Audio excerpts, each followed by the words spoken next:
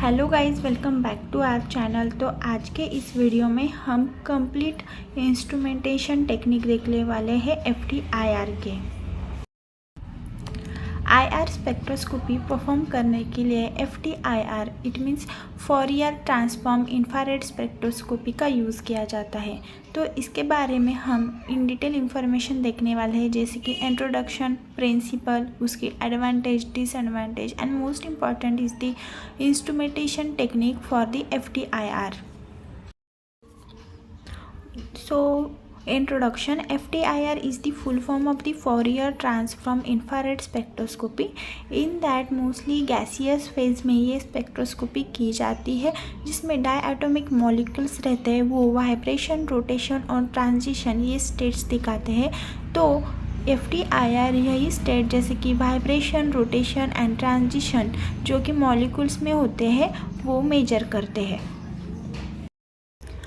Next one is the principle. Principle is completely based upon the interferometry and interferogram. Okay, it is obtained which is a complex signal. जो signal show होते हैं FTIR apparatus through, तो वो complex signal होते हैं और वो wave like pattern show करते हैं, जैसे कि वेव लाइक पैटर्न ऐसे शो करते हैं। तो interferogram signals is plotted between the intensity versus time. इसका जो ग्राफ होता है वो इंटेंसिटी वर्सेस टाइम होता है। और FTIR spectrum is generated by the between intensity versus frequency. So that is the main difference between the interferogram and FTIR spectrum. In that intensity versus time is plotted and FTIR spectrum in that intensity versus frequency are generated. Next one is the FTIR preferred over the IR. So it is a non-destructive technique, so that's why it's preferred over the IR. It provides the precise measurement and also it increases the scanning speed. This is the most important benefit for the FTIR. For IR, increase scanning speed and mechanically simple with only one part is moving. Okay. Next one part is instrumentation of the FTIR spectroscopy. This is the most important part in instrumentation technique. This part it include radiation sources, interferometer, sample cell, detectors and computer and recorder. So this one is the resource. In that it produces the IR radiation. Source is the major component. They are produces the IR radiation. In that nursed globular sources and high pressure mercury arc, they are used in a sources. Next one is the interferometer. Interferometer is working principle on the splitting of the light. Okay, the light are splitted into two beams that travel into the different optical paths and then combine with produces interference. Okay, next is the sample. Sample is mostly made up of the KBR and NaCl. तो अभी हमने देखा source में nursed globular sources and high pressure mercury आते हैं। बाद में interferometer में जो भी लाइट इससे पास होती है वो इंटरफेरोमीटर वो लाइट स्प्लिट कर देता है टू बीम्स में। तो मूविंग बीम में एक जाता है और एक स्टेशनरी मिरर में जाता है। टू मिरर्स होते हैं यहाँ पे, स्टेशनरी मिरर और मूविंग मिरर। तो वो लाइट स्प्लिट करने का काम करता है। आफ्टर दैट वो कंबाइन होते हैं एक ही जगह पे। बाद में सैंपल, तो सैंपल जो होता है वो मेडअप ऑफ होता है सॉल्ट लाइक, जैसे कि KBR, potassium, bromide and NaCl that are transparent to the IR. बाद में डिटेक्टर क्या करता है, ट्रांसमिटेड रेडिएशन जो पास हुई होती है वो डिटेक्ट करने का काम करता है। और मोस्टली FTIR में बहुत सारे डिटेक्टर यूज़ किए जाते हैं, जैसे कि pyroelectric detector deuterium triglycine sulphate से वो बनाया जाता है। And second one is the photon sensitive semiconductive detector जो कि मर्क्यूरी कैडमियम से बनाया जाता है। तो ये टू टाइप्स ऑफ डिटेक्टर होते हैं। बाद में हम कंप्यूटर थ्रू इंटरफेरोग्राम करते हैं। कंप्यूटर थ्रू हमको स्पेक्ट्रम दिखाई देते हैं। तो इंटरफेरोग्राम में जो डिटेक्टर प्रोसेस किया जाता है वो कंप्यूटर थ्रू हमको दिखाया जाता है और हमको बाद में FTIR स्पेक्ट्रम शो होता है।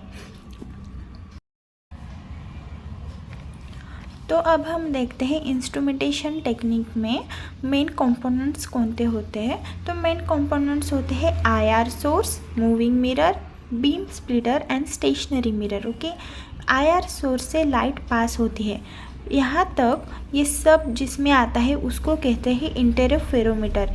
इंटरफेरोमीटर में ही मूविंग मिरर, स्टेशनरी मिरर और बीम स्प्लिटर आता है। बाद में IR सोर्स में जो लाइट पास होते हैं वो जाती है बीम स्प्लिटर में। इक्वल इंटेंसिटी ऑफ लाइट यहाँ पे पास होती है बीम स्प्लिटर में। बीम स्प्लिटर नाम में है स्प्लिट, तो वो लाइट को स्प्लिट कर देता है। हाफ लाइट जाती है स्टेशनरी मिरर में और हाफ लाइट जाती है मूविंग मिरर में। इक्वल इंटेंसिटी ऑफ लाइट यहाँ से पास हो जाती है। तो जो ये लाइट है वो मिरर के पास जाती है, तो मिरर क्या करता है, वो लाइट फिर से यहाँ पे रिफ्लेक्ट कर देता है। जो हाफ इंटेंसिटी ऑफ लाइट यहाँ से स्टेशनरी मिरर और मूविंग मिरर में चली गई है, वही मिरर फिर से रिफ्लेक्ट करके बीम स्प्लिटर को देता है। जैसे कि equal intensity of light going to the stationary mirror, then it's converted into the beam splitter. तो मूविंग मिरर भी ऐसा ही करता है, वो बीम स्प्लिटर पे लाइट फिर से पास कर देता है। तो जो स्टेशनरी मिरर और मूविंग मिरर लाइट फिर से पास कर देते हैं बीम स्प्लिटर पे, तो यहाँ पे एक इम्पॉर्टेंट टर्म आ जाता है ZPD। It means zero path difference. इसका मतलब है कि जो बीम स्प्लिटर ने स्टेशनरी मिरर को जो लाइट पास की है उतना ही डिस्टेंस मूविंग मिरर का है। दोनों का डिस्टेंस सेम है और दोनों का इंटेंसिटी ऑफ लाइट भी सेम गया है, तो इसको ही कहते हैं ZPD, मतलब ज़ीरो पाथ डिफरेंसेस। उनका जो स्टेशनरी मिरर और मूविंग मिरर में जो पाथ है, जो डिस्टेंस है, वो तो ज़ीरो है। इस वजह से इस टर्म को कहते हैं ZPD, ज़ीरो पाथ डिफरेंस। तो आप समझ गए होंगे कि स्टेशनरी मिरर और मूविंग मिरर से सेम इंटेंसिटी ऑफ लाइट फिर से बीम स्प्लिटर पे आ गई है, तो इसको ही हमने कहा है ZPD, और इसको ही कहते हैं कंस्ट्रक्टिव इंटरफेरा। दो टाइप्स आते हैं, कंस्ट्रक्टिव एंड डिस्ट्रक्टिव। तो कंस्ट्रक्टिव इंटरफेरा में same intensity of light passes through the beam splitter through stationary mirror and moving mirror। तो अब हम यहाँ पे देखते हैं, आप सभी को पता है लाइट ट्रैवल करती है वेव फॉर्म में। तो अब हम यहाँ पर एक वेव मानते हैं, ये वेव है स्टेशनरी मिरर की, ठीक है। ये स्टेशनरी मिरर की हमने वेव मान ली और ये मूविंग मिरर की वेव हमने डॉटेड फॉर्म में मान ली। तो ये डॉटेड फॉर्म में दोनों की इक्वल इंटेंसिटी है और डिस्टेंस भी दोनों का सेम है, पर हमने ये डॉटेड में मान ली और ये प्लेन वेव में मान ली। तो आगे ये कंबाइन होके सेम प्रोड्यूस करेंगे बिकॉज इनका इंटेंसिटी और वेवलेंथ सेम है। तो एक ये दोनों मिक्स होके मर्ज होके सेम फेज में आ गए हैं, और वो फिर उसको ही कहते हैं कंस्ट्रक्टिव इंटरफेरा, मतलब equal intensity, equal path. Okay, तो इस फिनोमेना को कहते हैं constructive interference. It means high intensity.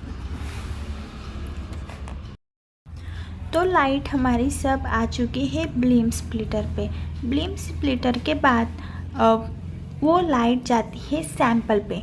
Suppose sample के मॉलिक्यूल की एनर्जी और लाइट की एनर्जी सेम होगी, तो सैंपल वो लाइट एनर्जी एब्सॉर्ब कर लेगा। एब्सॉर्ब होने के बाद वो कुछ वाइब्रेट हो जाएगा, उसमें स्ट्रेचिंग और बेंडिंग ये सारे वर्क्स होने लगेंगे।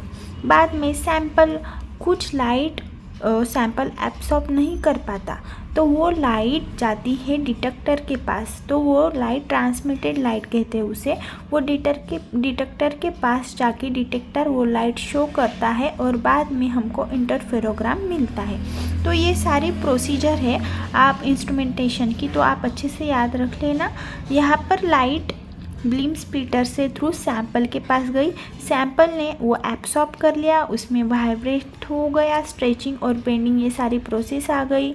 जो सैंपल ने लाइट एब्सॉर्ब नहीं की वो लाइट जाती है डिटेक्टर के पास। ओके, तो अब हम देखते हैं destructive interference. It means decrease the light और इंटेंसिटी। ओके, तो आप सभी को पता है मूविंग मिरर ये मूव होता रहता है। तो फॉर एग्जांपल हमने जो कंस्ट्रक्टिव इंटरफेरा में देखा वो इधर वो स्टेबल था, पर मूविंग मिरर हम मूव कर सकते हैं। तो फॉर एग्जांपल हमने इधर ये मूविंग मिरर लिया, तो जो पहले लाइट पास हो रही थी वो इधर से इतनी ही थी, पर अब हमने पीछे ले लिया है थोड़ा, तो ये डिस्टेंस हम मान लेते हैं λ/4। अब मैंने लैम्डा क्यों लिया, क्योंकि जो ये वेव है इसका जो पीक है ये वो डिनोट किया जाता है लैम्डा में। तो यहाँ पर मैंने लिया है λ/4 जो कि है मूविंग मिरर। तो लाइट ने बीम स्प्लिटर थ्रू जो मूविंग मिरर तक आई थी, लाइट पहले इतना ही इक्वल डिस्टेंस था और इसका भी इतना ही इक्वल डिस्टेंस था, पर अब मैंने वो मूविंग मिरर पीछे किया तो इसका डिस्टेंस ज़्यादा हो गया। तो beam splitter through moving mirror तो एक्स्ट्रा डिस्टेंस किया है, उसको λ/4 बोला है, पर फिर से ये मिरर रिफ्लेक्ट करेगा बीम स्प्लिटर के पास, मतलब ये लाइट फिर से इधर जाएगी तो फिर से एक λ/4 आएगा। तो λ/4 और λ/4 ये 2 टाइम्स इसने डिस्टेंस ट्रैवल किया, तो λ/4 प्लस λ/4 इज इक्वल टू λ/2। तो अब हम देखते हैं डिस्ट्रक्टिव इंटरफेरा क्या है। आप सभी को पता है मूविंग मिरर ही मूव हो रहा है और स्टेशनरी जो मिरर है वो स्टेबल है। ओके, तो हम स्टेशनरी मिरर को ही ये मान लेते हैं पहले वाला ही, पर मूविंग मिरर ने λ/2 ज़्यादा ट्रैवल किया है इसमें। तो λ/2 ज़्यादा ट्रैवल किया है तो इसको ही, उसका मतलब है उसने ट्रैवल ज़्यादा किया है, उसका ट्रैवलिंग पाथ ज़्यादा है, उसको ही कहते हैं OPD। It means optical path difference.